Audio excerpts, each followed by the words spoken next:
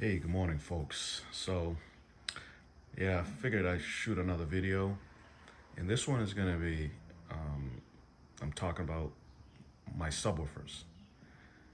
Guess how many subwoofers I have? Do I need all of these subwoofers? Well, first I'm going to count the number of subwoofers and show where they're located in my setup. So, here we go. So, I have one, two, three, four, five. Here's a dual 12, so 6, 7,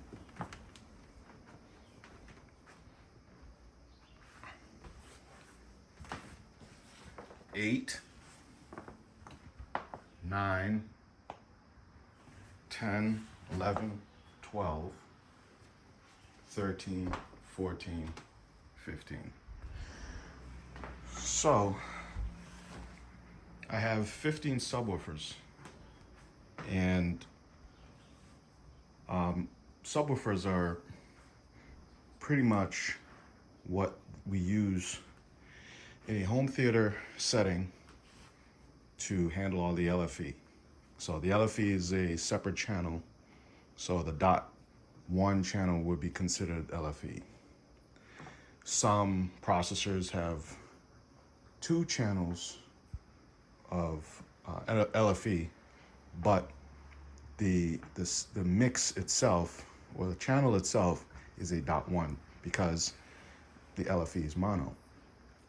So for my configuration, I'm using a combination of LFE subs, or subs that handle LFE, and subs that are used to augment line level signals for my speakers.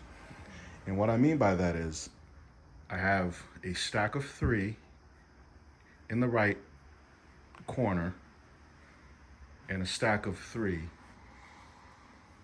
in the rear left corner. So these dual stacks are handling my LFE. So anything that goes subsonic, they'll play down to 16 hertz. Each subwoofer has a 16-inch driver. They're SVS SB16s. So for my setup, I have dual stacks of SB16s that handle LFE.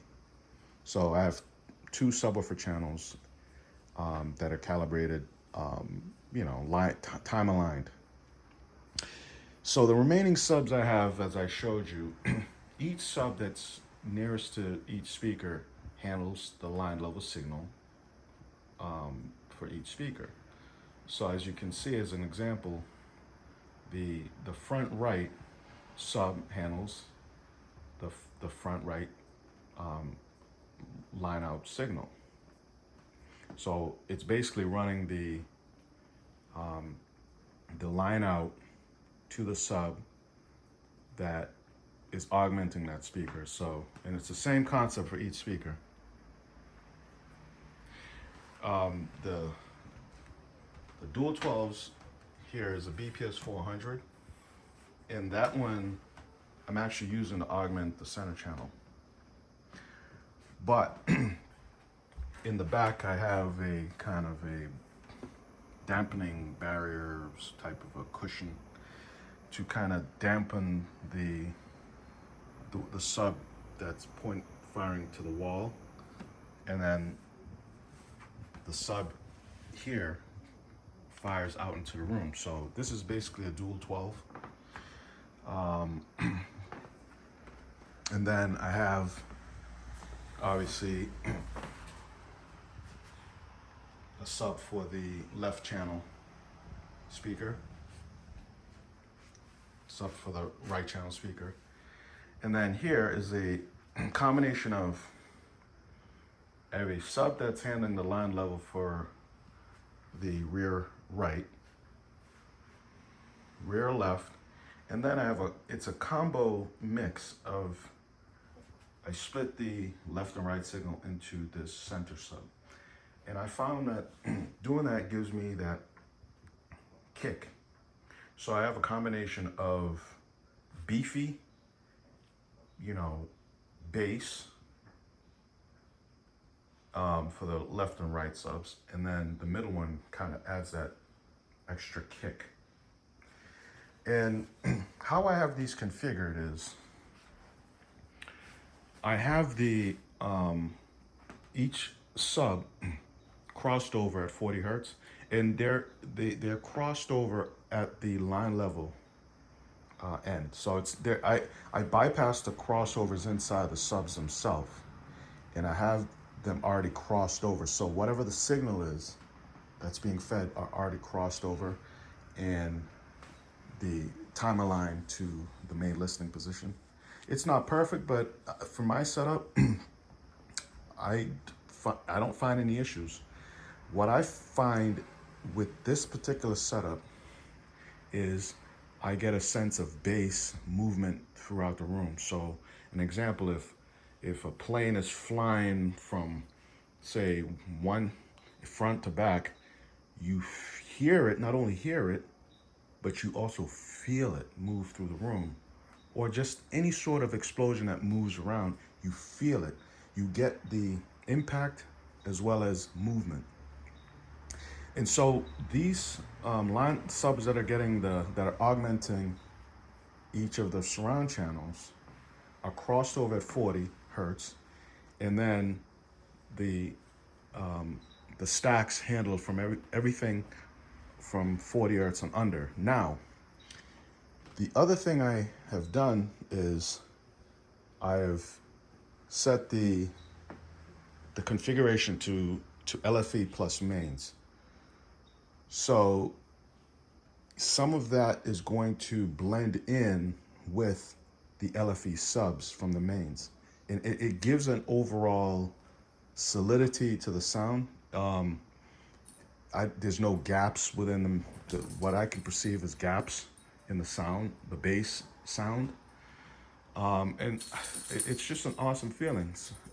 And just a sense of depth and width to the sound. The other thing is the size of the speakers and the configuration. You can select whether they're small, large. I've decided to set them to large. I've compared them to setting them to small versus large. And when you set them to small, I found that the sound is a little choked off. I don't feel like you get the full dynamics of the response. I just feel like the top end is a little more extended, bottom end has more bass, and the mids has more width and separation of sound. That's my impression. So I've set all my speakers to large, but I have them rolled off at 40 hertz. So I'm not running them at full range. The exception is the front wides. I have those crossed over at 80 because I don't have subwoofers that are augmenting. So those are being supported more by the LFE, the main subwoofers. And so that's really, why I have this set up the way I do.